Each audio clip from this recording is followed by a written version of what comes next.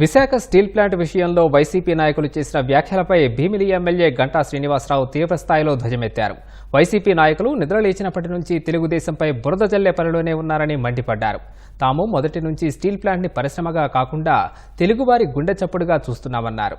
సింహాచలం అప్పన్నను గంటా శ్రీనివాసరావు దర్శించుకున్నారు. స్వామివారిని దర్శించుకుని ప్రత్యేక పూజలు చేశారు. పార్టీ నాయకులు తెలుగుదేశం పార్టీ వైఖరి ఏంటో చెప్పాలని చెప్పని నిన్న ఆ నాయకులు ఈ స్టీల్ ప్లాంట్ దీని మీద మాట్లాడడం జరుగుతూ ఉంది.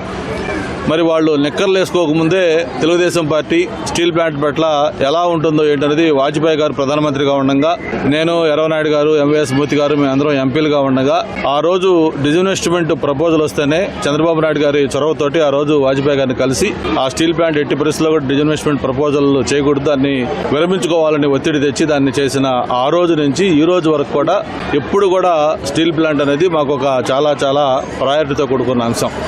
మరి వాళ్ళు ఈరోజు మమ్మల్ని వైఖరి చెప్పమంటా ఉన్నారు. మా వైఖరి మీలాగా అధికారంలో ఉంటే ఒకలాగా, అధికారంలో లేకపోతే ఒకలాగా, ఎలక్షన్ ముందు ఒకలాగా, ఎలక్షన్ అయిపోయిన ఒకలాగా మా వైఖరి ఎప్పుడు మారదు. స్టీల్ ప్లాంట్ అనేది మా గుండె చప్పుడే కాదు, తెలుగువాడి గుండె చప్పుడు. మా అందరి బాధ్యత. మీకు కూడా చేతనైతే సహకరించండి.